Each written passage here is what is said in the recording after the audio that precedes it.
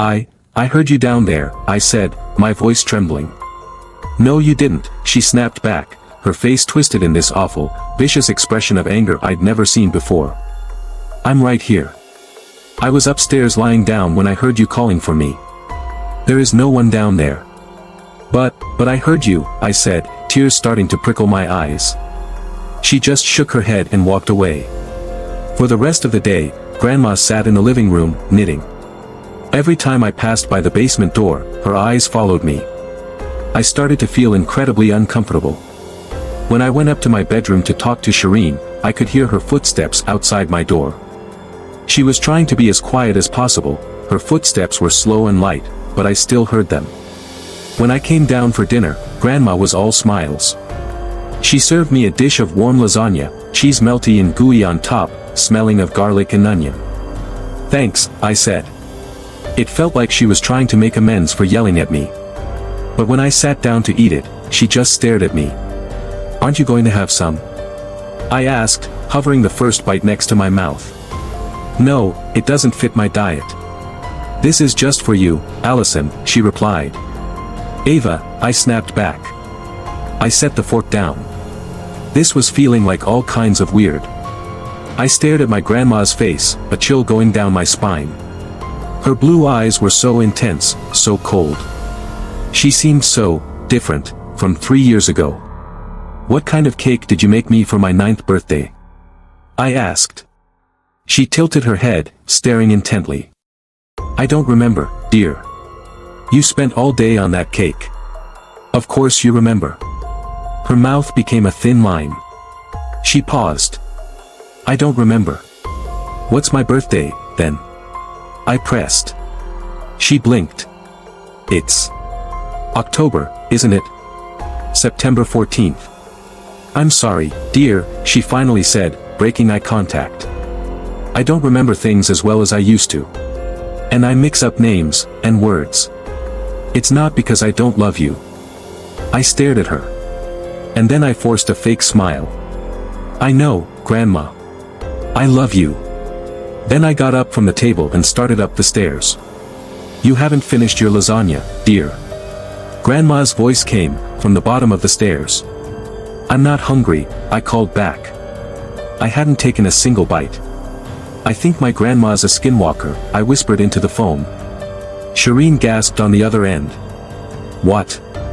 She doesn't remember anything about me. I think she's keeping my real grandma locked away down in the basement. What? I heard her voice. Calling for help. A heavy sigh. Shireen was not the superstitious type. Are you sure you heard her voice from the basement? Yes. What are you going to do? I'm going to go down there, I replied. Tonight. Maybe you should just wait for your mom to get back. My grandma could be dead by then. Maybe you should call the police. What if my grandma tells them I'm a liar, that I made it all up? Are they going to believe her, or a 13-year-old girl? I still think you shouldn't go down there. Well, I'm gonna. Okay, well, give me your address or something.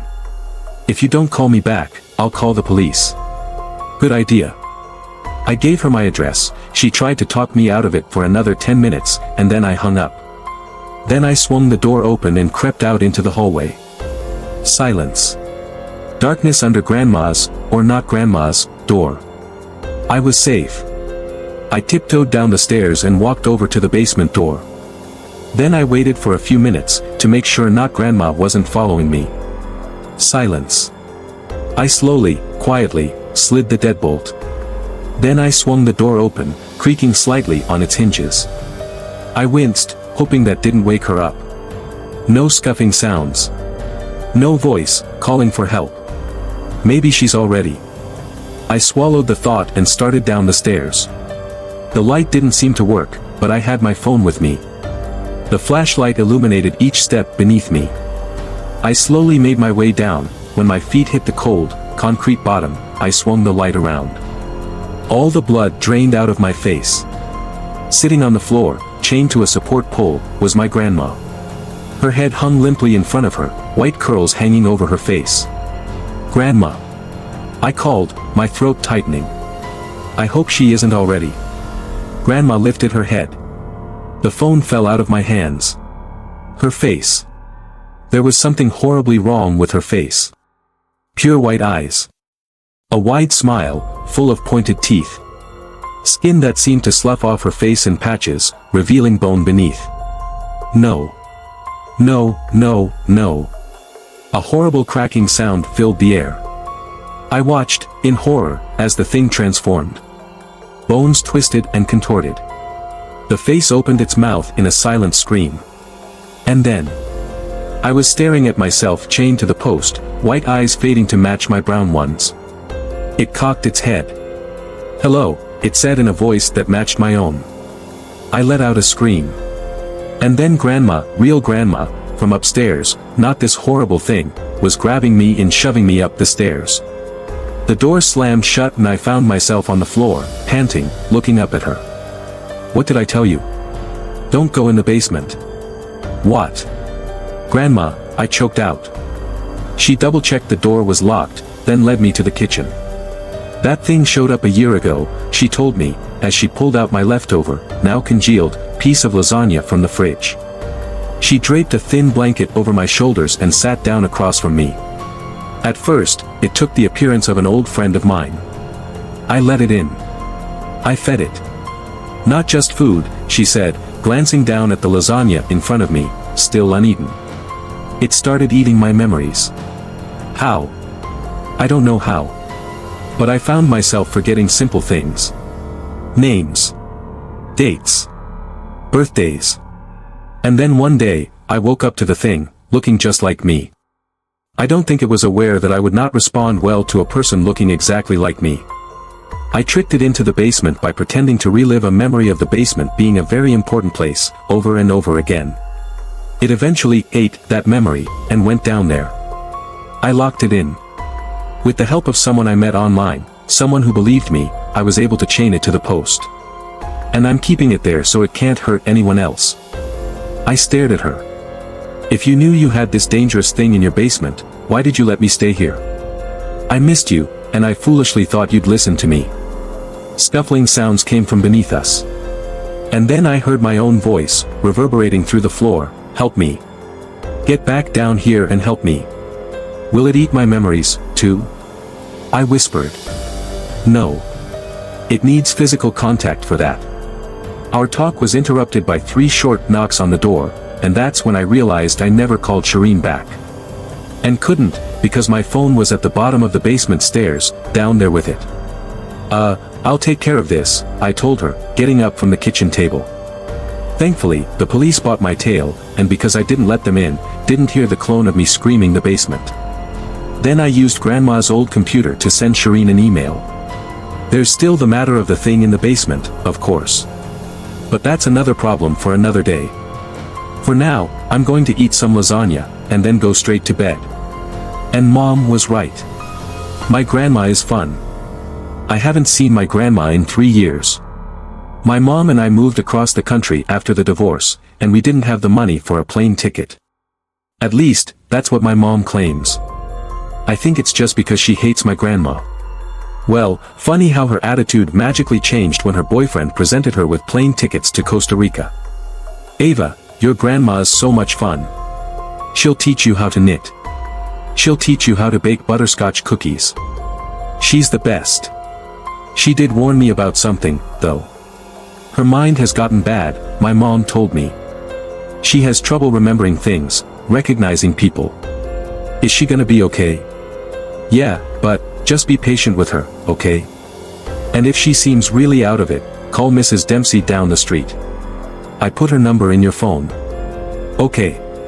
But you're going to have a great time, my mom said, plastering on a smile.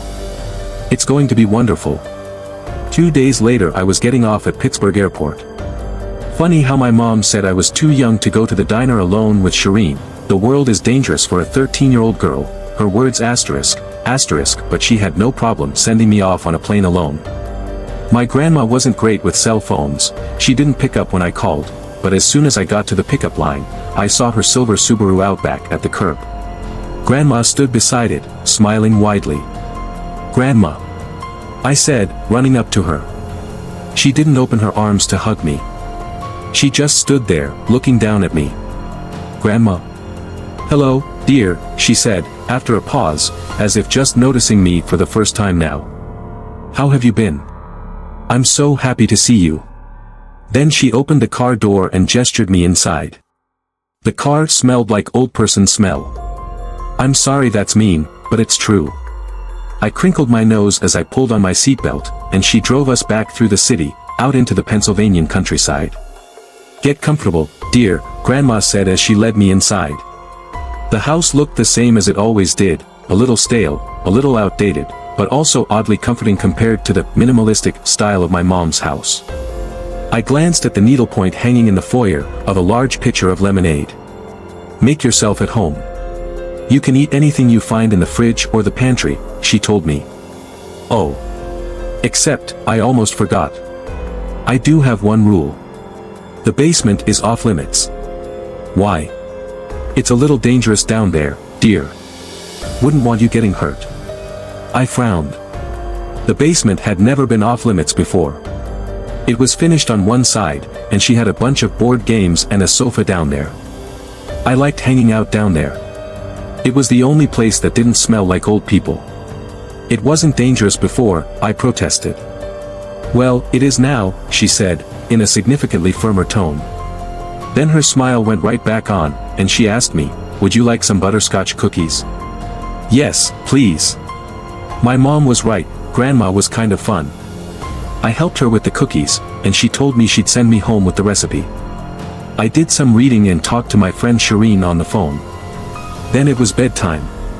Tall and thin, Grandma looked like a ghost as she paced down the dark hallway to her bedroom. "Night-night," she said, poking her head out and giving me a wave. "Good night, Grandma." Her blue eyes glinted in the darkness. Then the door snicked shut.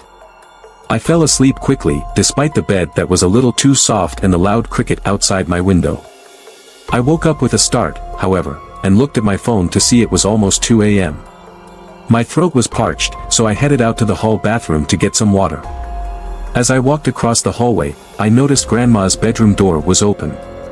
And as I looked harder, what the hell? Grandma was sitting on her bed in her nightgown, staring out into the hallway, head tilted slightly.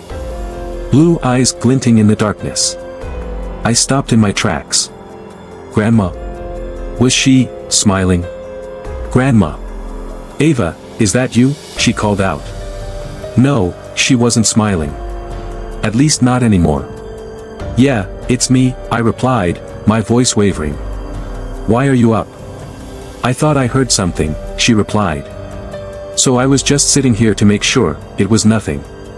I got my water, feeling unsettled. When I got out of the bathroom, Grandma was poking her head out of the doorway again, waving. "Night-night. Good night."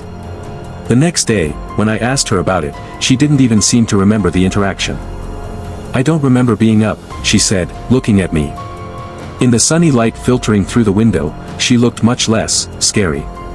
White hair tied back with a silver barrette, pale wrinkled skin, tired blue eyes.